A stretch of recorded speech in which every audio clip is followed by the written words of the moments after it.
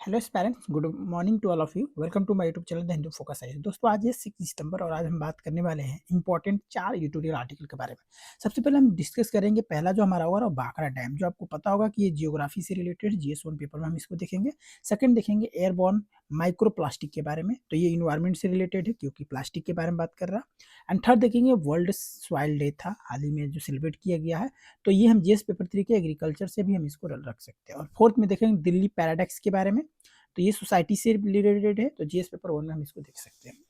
और लास्ट में आपको पता होगा कि डेली की बातें हम लोग प्रीलिम्स फोकस से कुछ इंपॉर्टेंट क्वेश्चन को डिस्कस करने वाले हैं। चलो दोस्तों, स्टार्ट करते हैं आज की क्लास। सबसे पहले अगर बाकरा डैम की अगर बात करो तो 62 साल पूरा अगर हो देखा जाए तो ये सेट फॉर द फर्स्ट जो हो गया है। तो ये बाकरा डैम कहाँ पर है? तो ये हिमाचल प्रदेश में है। ठीक है, to delisted and center form of the panel to oversee the proper processes में। अब ये चीजें हम देखते हैं। सबसे पहले देखो, न्यूज में क्यों हुआ, 2025 में न्यूज में आने का कारण हुआ कि जो बाकरा डैम है dedicated to the nation in 1963 में इसको डेडिकेट किया गया था। अब ये कहाँ पर है? सतलज रिवर के ऊपर बनाया गया है। रिजर्वर क्या है यहाँ पे? तो गोविंद सागर लेक यहाँ पर हिमाचल प्रदेश में जो है फर्स्ट ईवर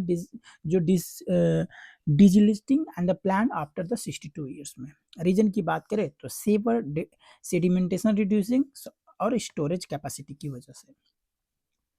वाई डिस्टिलेसिंग इज नीडेड, क्यों जरूरत है? तो देखो, इसका नीडेड होने की सबसे बड़ी चीज कि रिजर्वर कैपेसिटी रिड्यूस वो घट गया है, यानी 25 से लेकर 26% तक ये डिक्रीज हो गया है। ओरिजिनली अगर स्टोरेज की देखा जाए तो 7.4 बिलियन क्यूबिक मेट्रिक हो गया है। Annually designated steel handling 33.61 million metre cube में है। और करेंट जो सिल्ट इनफ्लो में देखा जाए तो 39.01 मिलियन प्रति जो मीटर क्यूब टन है वो प्रति ईयर्स हो रहा है। तो इसका मेन कागज क्या है? मेन कागज है deforestation, road widening and construction, hydro power and प्रधानमंत्री जो GSY प्रोजेक्ट है उसके through, natural erosion and Sutlej the catchment area की वजह से भी ये सबसे ज्यादा प्रॉब्लम देखने को मिलता है। इंस्टीट्यूशनल मैकेनिज्म की अगर हम बात करें यहाँ पर, इम्प्लीमेंटिंग द अथॉरिटी जो है बाकरा डैम भी द मैनेजमेंट बोर्ड जो BBMB जो कर रहा है, उसकी वजह से हिमाचल प्रदेश गवर्नमेंट ने इसको इन प्रिंसिपल्स और अप्रूवल गिवन दे दिया है। मिनिस्ट्री ऑफ द जल शक्ति भी इसमें काम कर रही है। और कॉन्स्टिट्यूशन देखा जाए तो 10 मेंबर्स है इनमें जो काम पूरी तरह से इस कमेटी को देख रहे हैं। फाइनल अप्रूवल अगर पेंडिंग देखा जाए तो अभी स्टेट लेजिस्लेटिव में भी क्लियरेंस नहीं हुआ, अभी पेंडिंग में दिखा रहा है। इंपॉर्टेंस ऑफ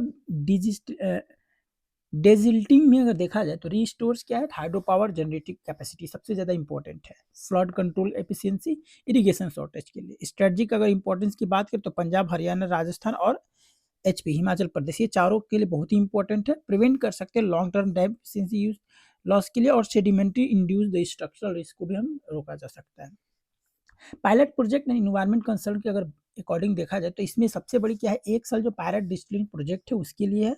और इसमें कुछ ऐसे की कंसर्न है जिसे डिस्टर्बेंस करेंगे रिवर इकोलॉजी को, सेडिमेंट्री ट्रांसपोर्ट और इम्पैक्ट करेंगे डाउन स्ट्रीम के लिए। तो रिक्वायर है इसके लिए क्या चाहिए? तो साइंटिफिक पहले ड्रैगिंग होनी चाहिए, कॉन्टिन्यूस इन्वायरमेंट मॉनिटरिंग को भी करना जरूरी है।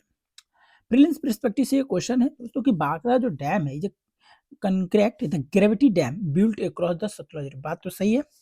Bhakra dam project is a joint ventures state Punjab, Haryana, Rajasthan और हिमाचल प्रदेश। ये भी बात सही है, ये भी बात सही है। Gobind Sagar lake is the reservoir form by the Nangal dam. क्या ये मैंने कही आप लोग को पढ़ा? The project primary support the irrigation, hydro power generation and north western state. ये तो ये चीज तो पहला और दूसरा तो सही है। ठीक है, पहला दूसरा जिसमें आप देख सकते हो। तो अगर पहला दूसरा सही है और ये तीसरा वाला थोड़ा हमको गलत लग रहा था, हमको यानी आपके हिसाब से बताइए क्या मेरे लिए ए इज राइट आंसर? ठीक है, चलो दूसरा अगर बात करें एयरबॉर्न माइक्रोप्लास्टिक के बारे में, देखो दिल्ली एयर जो जो एयर है hides a new killers the microplastic that can be spike the heart attack 4.X5 में देखने को मिल रहा है, जो हार्ट अटैक हो रही है। देखो इसके बारे में तो न्यूज में होने का कारण जो एयरबॉर्न जो प्लास्टिक है, जो माइक्रोप्लास्टिक है, emerging the public health threat, पूरी तरह से पब्लिक हेल्थ पर इम्पैक्ट पड़ रहा है। 80 से जितने भी प्लस के जो पद्म अवार्डेड डॉक्टर्स हैं उन्होंने एक इशू किए हैं, नेशनल एडवाइजरी दिए हैं कि one date air pollution has be reached and unmanageable scale. ये आने वाले समय में जिसे हम मैनेज नहीं कर सकते हैं। The microplastic now detected in breathables and hair of the Indian cities. Delhi among the worst affected, सबसे ज्यादा जो वर्स्ट अफेक्टेड है वो दिल्ली है। What are the microplastic and nanoplastic? तो माइक्रोप्लास्टिक और नैनोप्लास्टिक क्या होता है? देखो, माइक्रोप्लास्टिक का मतलब ये होगा कि the plastic particle less than 5 के अंतर्गत होना चाहिए। नैनोप्लास्टिकल पार्टिकल क्या है? जिसकी साइज लेस देन 1 माइक्रोन के अंतर्गत होता है। ठीक है, तो इंटर ह्यूमन बॉडी थ्रू में कैसे? तो एयर पॉन की वजह से, इनहेलेशन हम सांस लेते हैं उसकी वजह से इंटर करता है। वाटर एंड फूड डाइजेशन की वजह से भी लेता है। कहने क्रॉस द ह्यूग बैरियर्स या ब्लड स्ट्रीम्स या ऑर्गन, या ये भी कर सकता है। अब देखो की साइंटिफिक फाइंडिंग में अगर बात करें तो 2025 में जो स्टडीज किया गया है, द पी रिवाइविंग स्टडी में इन्वायरमेंटल इंटरनेशनल 2025 में conducted by IISER Kolkata plus IMSC Chennai plus I जो एम्स है जो कल्याणी, ये सब लोग इस पे रिसर्च किया है। माइक्रोप्लास्टिक की अगर बात करें तो up to 5% of the PM जो पोल्यूशन है इन द इंडियन सिटीज में देखने को मिल रहा है, detected at the human breathing height की वजह से। पार्टिकल अगर साइज की बात करें तो लेस देन 10 माइक्रोन से हो रहे और डीप लंग में ये पूरी तरह से पेनेट्रेशन में पाए जा रहे हैं। अब मेजर सोर्सेज क्या है एयरबॉर्न डिजीज की माइक्रोप्लास्टिक में? सबसे ज्यादा सिंथेटिक टेक्सटाइल जो क्लॉथिंग फाइबर है उससे हो रहा है, व्हीकल टायर की वजह से हो रहा है, प्लास्टिक पैकेजिंग डस्ट की वजह से, फुटवियर एब्रॉशन की वजह से, एंड हाईएस्ट एक्सपोजर जोन जैसे traffic corridors, crowded urban market, ये सब की वजह से भी होने को देखना है। हेल्थ इंपैक्ट क्या पड़ रहा है इसमें? तो न्यू इंग्लैंड जो जर्नल ऑफ मेडिसिन है 2025 में, उन्होंने माइक्रोप्लास्टिक में पाए गए कि इसमें जो कैरोटिड आर्टरी प्लेग क्यू यानी 4.5 higher risk of the heart attack and stroke the death, ये सबसे ज्यादा रिस्क। तो इसकी मेन काजेज क्या है? Inflammation, oxidative stress and vascular damage, ये भी देखने को मिल रहा है। Link with the diabetes and metabolic disorder की अगर बात करें तो माइक्रोप्लास्टिक काजेज में क्या है? इंसुलिन रेजिस्टेंस, ठीक है, gut micro biodata disruptions and BPA जो बाइसफेनॉल ए एक्सपोल में, link with the rapid onset diabetes. Indian status की बात करें तो 10 प्लस करोड़ डायबिटिक है, 13 प्लस करोड़ प्री डायबिटिक इसमें काम है। अब पॉलिसी रिकमेंडेशन में देखा गया है तो नेशनल जो माइक्रो प्लास्टिक मॉनिटरिंग प्रोग्राम है वो इस पे पूरी तरह से काम कर रहे हैं, एंड जो पूरी तरह से करेक्टेड द गैप थ्रेशोल्ड पे पूरी तरह से, and declare the severe pollution public health and emergency के लिए, banned diesel generated waste burning and multi state air pollution coordination पे भी ये पूरी तरह से काम कर रहा है। देखो प्रीलिम्स पर्सपेक्टिव से क्वेश्चन बन सकता है रिकॉर्डिंग टू एयरबोर्न प्लास्टिक के लिए। एयरबोर्न जो प्लास्टिक है, रिसेंट में इंडियन स्टडी फाउंड है micro plastic now contribute a measurable share in urban particles pollution and can be penetrate the deep into the lungs. दूसरा, micro plastic explore has been the exclusive link with the increasing the cardiovascular risk and the human clinical study. आप इसको comment करके बताओ इसका answer क्या होना चाहिए, ठीक है। अब देखो वर्ल्ड सॉइल डे की अगर हम बात करें, तीसरा जो आज का आर्टिकल है वो है हमारा a day to pause and come down to the earth. अब देखो यहाँ पर एक चीज क्या है, वर्ल्ड सॉइल डे जो है officially recognized by the UN in 2013 में, और following the 2002 the proposal the international union of soil science जिसे IUSS बोला गया है। 5 दिसंबर को ये दिन चुना गया था सॉइल डे मनाने के लिए, क्योंकि यहाँ पर ऑनर्स किंग जो भूमि बोलते हैं जो अदुलिया डेज ऑफ द थाईलैंड के थे, the key supporter of the initiative, इन्होंने सबसे ज्यादा सपोर्ट किया था। 2025 का थीम रहा healthy soil for the healthy city, city के लिए healthy soil for the healthy city. Urban city crisis क्या हो रहा है? तो देखा गया है कि 56% of the world living in cities, 56% लोग सिटी में रहना पसंद कर रहे हैं आज के जमाने में। और issue like the overcrowding, food insecurity, pollution and extreme heat grow and urban soil central to the addressing them, ये भी देखने को मिल रहा है। अब soils and multifaces the role in the urban regions में क्या रोल में? सबसे पहले अगर देखा जाए तो फर्स्ट प्रिवेंटिंग फ्लड्स। आपको पता होगा कि healthy soil serve as a natural flood buffer, absorbing the rain waters, filtering it and replacing the ground water unlike the impermeable and concern the surface में। दूसरा अगर सेकेंड की बात करें तो supporting food system and biodiversity, sustain the crucial organism like the earthworm, microbes and pollinators। Third में बात करें तो enhancing the mentals and physical wellbeing के लिए कंटेक्ट करेंगे विथ नेचर, जैसे विटामिन एन जो होगा, it is essential as a green and soil rich environmental boost physical activities and mental wellbeing के लिए। अर्बन सॉइल डिग्रेडेशन में बात करें तो एफओ जो है वार्निंग करता है nearly third of the world soil are the degraded. Urban threat में सिटी जो है आपको soil faces the unique contamination issue from the industrial waste, severe captions from the construction, loss of the organic metals, and sealing by the concrete and asphalt. Impact की बात करें तो this pressure weaken plant growth and threaten food safety के लिए। Major to improve the urban soil की अगर बात करें तो अर्बन सॉइल जो है restoration rehabilitation of the degraded land with the compost, organic amendment, and soil testing, while the limiting the soil scaling from the construction. Green infrastructure development, parks, rain gardens, and tree belts the manage the heat and flooding के लिए। Urban agriculture में देखा जाए तो promote करेगा community background garden, enhance the soil health and fresh जो provided fresh food होंगे उनको ज़्यादा ये करेंगे। सोशल सिटीज में भी देखने को मिलेगा। रिस्पॉन्सिबल सॉइल मैनेजमेंट में अगर बात करें तो ये reduce the chemical fertilisers, pesticide को कम किया जाएगा, प्लांट जो नेटिव स्पीसीज है उनको ज़्यादा बढ़ावा दिया जाएगा। हम प्रोटेक्ट करेंगे top soil with the mulching में पूरी तरह से। सॉइल लिटरेसी एंड कंपोस्टिंग में बात करें तो कंडक्ट करेंगे hands on the soil workshop in the school, encourage and हम ज़्यादा से ज़्यादा अर्बन सॉइल को भी ज़्यादा इनरिच करेंगे। प्रिलिम्स के परस्पेक्टिव से ये क्वेश्चन हो सकता है कि रिकॉर्डिंग द लेटराइट सॉइल। देखो laterite soil rich in the iron and aluminium oxide but poor in the nitrogen and phosphorus. दूसरा, it is the form of under the condition of high temperature and heavy rainfall due to the intensive leaching. Laterite soil जो है typically alkaline in the nature and has pH जो इसकी value high होती है। तो बताओ दोस्तों, इसका कमेंट करके आंसर बताओ कि क्या होना चाहिए।